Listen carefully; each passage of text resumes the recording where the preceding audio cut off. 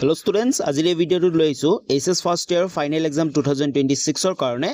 এনভাইৰনমেন্টাল এডুকেশনৰ most important 2 mark question answer. ইয়াৰ আগতে আমি 1 মাৰ্ক কোৱেশ্চন আনসাৰৰ ভিডিঅ'টো বনাইছিলো। যদি তোমালোকে চোৱা নাই ডেসক্ৰিপচনত লিংক থাকিব, তোমালোকে ভিডিঅ'টো চাই লবা। এই ভিডিঅ'টোত আজি আমি ইংলিছ এণ্ড আছামিজ দুইটা মিডিয়ামৰ কাৰণে গোটেইখিনি আলোচনা কৰিম আৰু আশা কৰো তোমালোকে ভিডিঅ'টো সম্পূৰ্ণ চাবা। এইকেইটা মোস্ট ইম্পৰ্টেন্ট কোৱেশ্চনছ এক্সামত বাৰে বাৰে আহি থাকে। যদি এতিয়ালৈ চেনেলটো সাবস্ক্ৰাইব কৰা নাই তেতিয়াহলে চেনেলটো সাবস্ক্ৰাইব কৰি বেল আইকনটো প্ৰেছ কৰি অল কৰি ৰাখিবা। কোৱেশ্চন নম্বৰ 1 টো কি হ'ব পাৰে চোৱা, ফুড ৱেব, খাদ্যজাল। তো খাদ্যজালৰ কথা অলৰেডি আমি যি পাৰ্ট 1 এটা ভিডিঅ' বনাইছিলো হয়, এক নম্বৰীয়া ভিডিঅ'ত আমি ফুড ৱেব অথবা খাদ্যজালৰ কথা ধুনীয়াকৈ আৰু আলোচনা কৰিছিলো এক নম্বৰ কাৰণে। তো তেতিয়া মই কৈছিলো যে ফুড ৱেবটো 2 নম্বৰ কাৰণে আহি যাব পাৰে। তো বহু বছৰ এই ফুড ৱেব অথবা খাদ্যজালটো 2 নম্বৰৰ কাৰণে বহুবাৰ ৰিপিট হৈছে। তো এনসাৰটো তোমালোকে চাই লোৱা, অলৰেডি আমি আলোচনা কৰিছিলো। A food web is a complex network of interconnected food chains that show' how energy flow' through an ecosystem. হয়, খাদ্যজাল এক একাধিক খাদ্য শৃংখলাৰ সংযোজিত জাল যি এটা পৰিবেশৰ শক্তিৰ প্ৰবাহ কিদৰে সংগঠিত হয় তাকে দেখুৱায়। It measures multiple feeding relationship among different organisms. হয়, আৰু ইয়াত কি থাকে, বিভিন্ন জীৱৰ মাজত বহুমুখী খাদ্য সম্পৰ্কবোৰ থাকে, হয়নে? Where one species may have multiple food sources and predators. হয়, য'ত কি থাকে, য'ত এটা প্ৰজাতিৰ একাধিক খাদ্য উৎস আৰু শিকাৰী থাকিব পাৰে। তাৰপিছত এ ফুড ৱেব প্ৰভাইডছ এ মোৰ realistic view of the ecosystem energy transfer. তাৰপিছত কৈছে যে এটা সাধাৰণ খাদ্য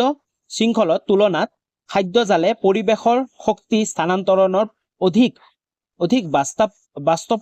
বাস্তৱ সম্পন্ন ছবি প্ৰদান কৰে। ওকে, তো আশা কৰো তোমালোকে উত্তৰটো বুজি পাইছা। তোমালোকে ভিডিঅ'টো পষ্ট কৰি ধুনীয়াকৈ পঢ়ি আৰু লিখি ল'ব পাৰা। নেক্সট কুৱেশ্যন নম্বৰ 2 টো চোৱা, এটা important question. Major causes of deforestation in north east India. ভাৰতৰ উত্তৰ পূৰ্বাঞ্চলৰ বনাঞ্চল ধ্বংসৰ প্ৰধান কাৰণসমূহ কি কি?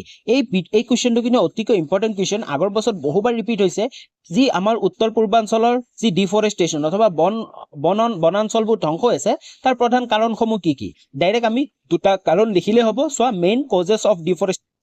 Deforestation in north east India are number 1 jhum cultivation অথবা শিফটিং কাল্টিভেশ্যন। হয়, যি ঝুম কাল্টিভেশ্যন অথবা ঝুম খেতিবোৰ আছে, এই ঝুম খেতিবোৰে কি হৈছে, ডিফৰেষ্টেশ্যন অথবা বনাঞ্চল ধ্বংসত সহায় কৰিছে। কেনেকৈ সহায় কৰিছে? ঝুম খেতি কেনেকৈ কৰা হয়? পাহাৰৰ এঢলীয়া মাটিত বিভিন্ন ধৰণৰ গছ গছনি আছে, বনবোৰ কাটি পেলাই জ্বলাই পেলাই কি কৰা হয়, খেতিটো কৰা হয়। তাৰ ফলত কি হৈছে, বহু সংখ্যক মূল্যৱান গছ গছনি ধ্বংস হৈছে। আৰু 2 নম্বৰ কাৰণটো হৈছে logging and illegal timber trade. হয়, 2 নম্বৰ যোনটো কাৰণ হৈছে, এইটো হৈছে কাঠ কটাৰ ব্যৱসায় আৰু অবৈধ কাঠৰ বেহা। সেইটোৰ কাৰণে কি হৈছে, বহু মূল্যৱান কাঠ যি বনাঞ্চলবোৰ আছে সেইবোৰ ধ্বংস হৈ গৈ আছে। বুজি পাইছা?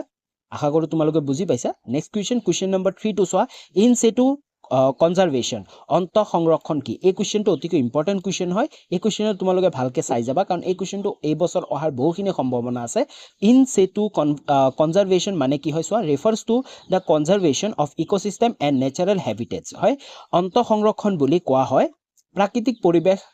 পৰিৱেশত জীৱ বৈচিত্ৰ্য আৰু বাসস্থানৰ সংৰক্ষণ। যি প্ৰাকৃতিক জীৱ বৈচিত্ৰ্যবোৰ থাকে আৰু বাসস্থানসমূহ থাকে, সেইবোৰক প্ৰটেকশ্যন কৰা অথবা সেইবোৰক বচাই ৰখাটোৱে কি হয়, ইন সিটু কনজাৰভেশ্যন অথবা অন্ত সংৰক্ষণ বুলি কোৱা হয়। তাৰপিছত চোৱা, along with the maintenance and recovery of viable population of species in their natural surrounding. তাৰপিছত কৈছে, ইয়াৰ দ্বাৰা প্ৰাকৃতিক অৱস্থাত উদ্ভিদ আৰু জীৱ জন্তুৰ প্ৰজাতিসমূহ সংৰক্ষণ কৰা হয়। আৰু এই যি প্ৰক্ৰিয়া আছে, অন্ত সংৰক্ষণৰ দ্বাৰা বিভিন্ন ধৰণৰ প্ৰাকৃতিক থকা উদ্ভিদ হ'ব পাৰে, জীৱ জন্তু হ'ব পাৰে, সকলোবোৰ কি হয়, প্ৰজাতিসমূহ সংৰক্ষণ কৰা হয়। বুজি পাইছা? তাৰপিছত চোৱা, next, it helps protect biodiversity by preserving species with their natural environment. আৰু ইয়াৰ উদাহৰণসমূহ হ'ল ৰাষ্ট্ৰীয় উদ্যান যেনে নেশ্যনেল পাৰ্ক। চোৱা, such as national park, wildlife sanctuaries and biosphere reserve. যেনে উদাহৰণবোৰ কি হ'ব পাৰে? অন্ত সংৰক্ষণৰ উদাহৰণবোৰ নেশ্যনেল পাৰ্ক, হয়নে, ৰাষ্ট্ৰীয় উদ্যানবোৰ হ'ব পাৰে, জীৱ বৈচিত্ৰ্য সংৰক্ষণ এলেকা বায়'স্ফিয়াৰ ৰিজাৰ্ভবোৰ হ'ব পাৰে, আৰু বন্যপ্ৰাণী অভয়াৰণ্য ৱাইল্ড লাইফ চেঞ্চুৰীবোৰ হ'ব পাৰে। অ'কে, যদি তোমালোকক 2 নম্বৰৰ কাৰণে সোধে যে অন্ত সংৰক্ষণৰ কেইটামান উদাহৰণ দিয়া, ইন সিটু কনজাৰভেশ্যনৰ এক্সাম্পল কেইটামান দিয়া, দুটা এক্সাম্পল দিব লাগে, তেতিয়াহ'লে তোমালোকে নেশ্যনেল পাৰ্ক অথবা ৰাষ্ট্ৰীয় উদ্যান, আৰু নাইবা তোমালোকে ৱাইল্ড লাইফ চেঞ্চুৰী বন্যপ্ৰাণী অভয়াৰণ্য, নাইবা তোমালোকে বায়'স্ফিয়াৰ ৰিজাৰ্ভ বৈচিত্ৰ্য সংৰক্ষণ এলেকা বুলিও দিব পাৰা। অ'কে, আশা কৰোঁ তোমালোকে ধুনীয়াকৈ উত্তৰটো বুজি পাইছা। নেক্সট কুৱেশ্যন নম্বৰ 4 টো চোৱা কজেছ অফ থ্ৰেট টু বায়োডাইভাৰ্চিটি জৈৱ বৈচিত্ৰ্য ধ্বংসৰ কাৰণসমূহ লিখা যি জৈৱ বৈচিত্ৰ্য বৰ্তমান সময়ত আমি দেখা পাই আছো অতি বেয়াকে কি হৈছে ধ্বংস হ'বলৈ গৈ আছে তো মুখ্য কাৰণবোৰ কি হ'ব পাৰে প্ৰথম কাৰণটো হৈছে হেবিটেট ডিষ্ট্ৰাকচন হয়নে যি বাসস্থানবোৰ আছে বন্যপ্ৰাণীৰ অথবা যিকোনো বায়োস্ফিয়াৰৰ বাসস্থানবোৰ সেইবোৰ কি হৈছে এটো বাসস্থান হবতে বাসস্থানবোৰ কি হৈছে বিনাশ কৰি দিয়া হৈছে যেনে deforestation urbanization and agriculture expansion lead to loss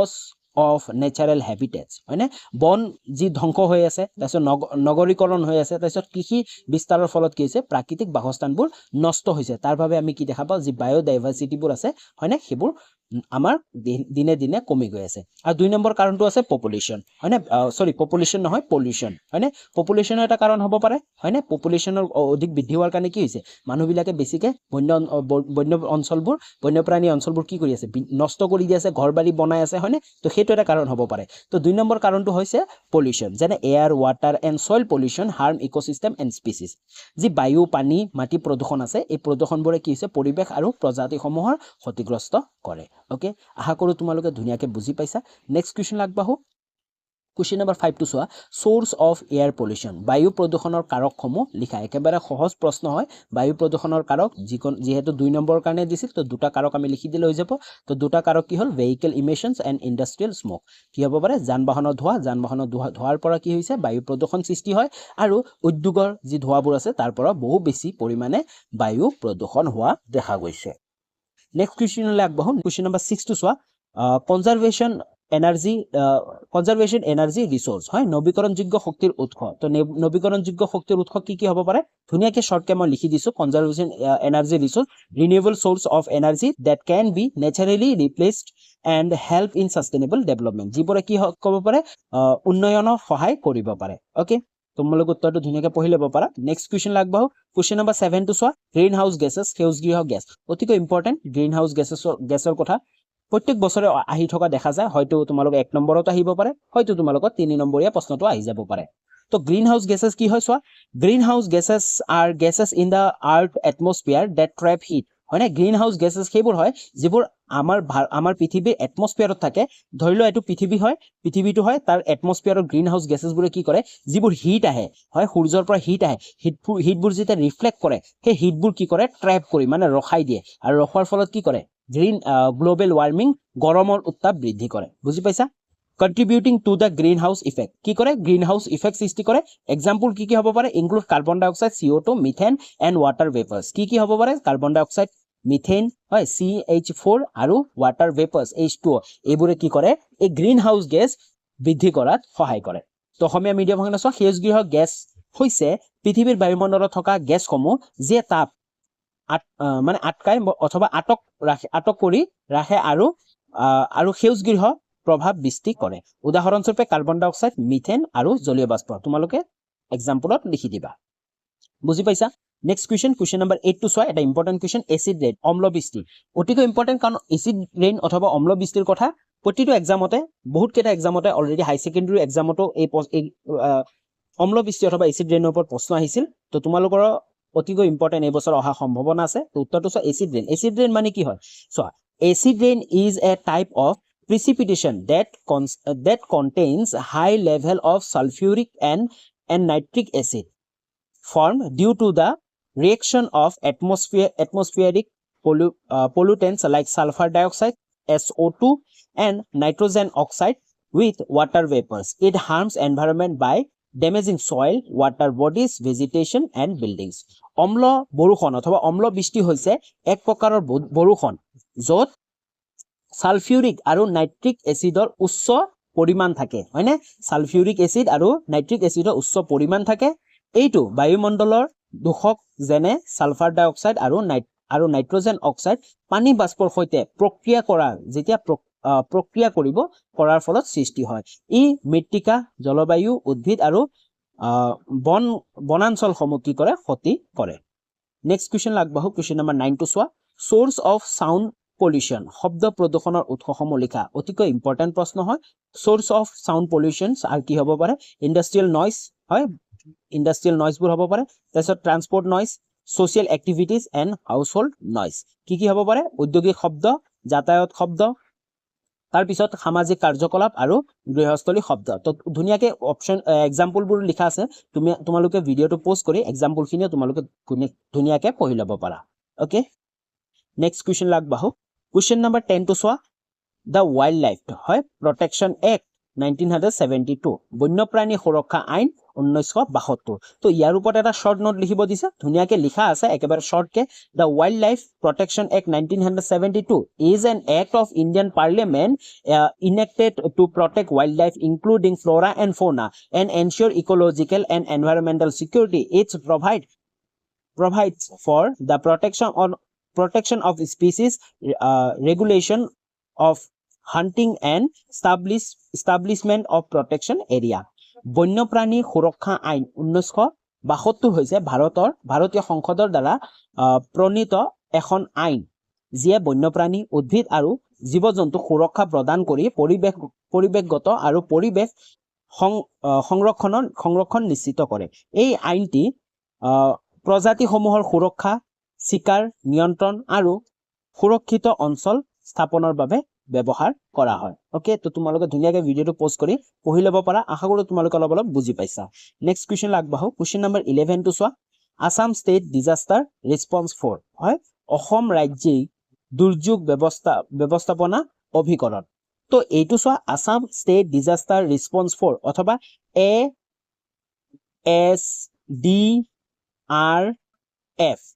SDRF ইয়াৰ তোমালোকৰ শৰ্ট ফুল ফৰ্মটো তোমালোকে ধুনীয়াকে চাই লোৱা ইয়াতে আছে Assam state disaster response four অথবা অসম ৰাজ্যিক দুৰ্যোগ ব্যৱস্থাপনা অভিকৰণ তো এই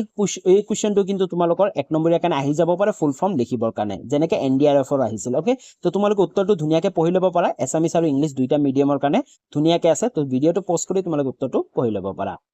নেক্সট কুৱেশ্যন নম্বৰ 12 টো চোৱা need of wearing helmet by the biker and riders চালক আৰু আৰোহীয়ে শিৱশ্ৰায়ন অথবা হেলমেট পৰিধান প্ৰয়োজনীয়তা কিয় হেলমেট প্ৰয়োজন হয় হেলমেট ওৱেৰ কৰা অথবা পিন্ধা তো তোমালোকে ধুনীয়াকে পঢ়ি ল'ব পৰা উত্তৰটো মই আৰু ইমানখিনি বুজাই নাথাকো তোমালোকে নিজে গম পাবা এইখিনি পঢ়ি ল'লে নেক্সট কুৱেশ্যন নম্বৰ 13 টো চোৱা what is indicated by 3 kind of light at traffic point traffic পইণ্টত দেখা পোৱা তিনি ধৰণৰ লাইটে কি সূচায় অতিকৈ ইম্পৰ্টেণ্ট আৰু গুৰুত্বপূৰ্ণ প্ৰশ্ন এইটো প্ৰশ্ন বাৰে বাৰে ৰিপিট হৈ থকা দেখা যায় হয়নে কি বুজায় আমি সকলোৱে জানো ৰেড লাইটটোৱে কি বুজায় ষ্টপ বুজায় ইয়েলো যোনটো লাইট আছে সেই লাইটটোৱে কি বুজায় গেট ৰেডি অৰ শ্ল' ডাউন আৰু যোনটো গ্ৰীণ লাইট আছে গ্ৰীণ লাইটটোৱে কি বুজায় গো মানে যাব বিচাৰে হয়নে তো অসমীয়াৰ কাৰণে আছে চোৱা ৰঙা লাইট ৰব হালধীয়া লাইট হয়নে সাজু হওক বা গতিবেগ কমাওক আৰু যি সেউজীয়া লাইট আছে সেইটোৱে আগবাঢ়ক বুলি কয় ওকে নেক্সট কুৱেশ্যন নম্বৰ 14 টো চোৱা জেব্ৰা ক্ৰছিংৰ বিষয়ে আহি যাব পাৰে কাৰণ ইম্পৰ্টেণ্ট হয় আগৰ বছৰ অলৰেডি বহুবাৰ ৰিপিট হৈছে তোমালোকে উত্তৰটো ধুনীয়াকে পঢ়ি ল'ব পাৰা জেব্ৰা ক্ৰছিংৰ বিষয়ে নেক্সট কুৱেশ্যন নম্বৰ 15 টো চোৱা সাষ্টেইনেবল ডেভেলপমেণ্ট বহনক্ষম উন্নয়ন অতিকৈ ইম্পৰ্টেণ্ট দৰকাৰী প্ৰশ্ন কাৰণ বেছিভাৰ এক্সামতে কিন্তু সাষ্টেইনেবল ডেভেলপমেণ্ট যদি বহনক্ষম উন্নয়ন থাকে পাৰ্টটোত তেতিয়াহ'লে কিন্তু তাৰ ওপৰত এটা নহয় এটা প্ৰশ্ন হয় তো সাষ্টেইনেবল ডেভেলপমেণ্টৰ বিষয়ে তোমালোকে ধুনীয়াকে চাই যাবা so sustainable development refers to development that melt the needs of the present without compromising the ability of future generation to meet their own needs. It balance economic growth, environmental protection and social well-being. বহনক্ষম উন্নয়ন হৈছে এক এনে উন্নয়ন পদ্ধতি যে বৰ্তমান প্ৰয়োজনসমূহ পূৰণ কৰি ভৱিষ্যত প্ৰজন্মৰ প্ৰয়োজনসমূহ পূৰণ কৰাৰ ক্ষমতা সংকুচিত নকৰে এইটো অৰ্থনৈতিক বৃদ্ধিৰ লগত পৰিৱেশ সংৰক্ষণ আৰু সমাজৰ মংগলকো সুমিশ্ৰণ কৰে ওকে আশা কৰোঁ তোমালোকে বুজি পাইছা তো আজিলৈ ইমানখিনি আছিল তো 2 নম্বৰীয়া কুৱেশ্যন এনসাৰবোৰ ইম্পৰ্টেণ্ট কুৱেশ্যন এনসাৰবোৰ যিমানবোৰ আছিল সকলোবোৰ আলোচনা কৰিলোঁ যদি তোমালোকে ভিডিঅ'টো সম্পূৰ্ণ চালা তেনেহ'লে বহু ধন্যবাদ পুনৰ লগ পাম নতুন এটা ভিডিঅ' লৈ তেতিয়ালৈ বাই বাই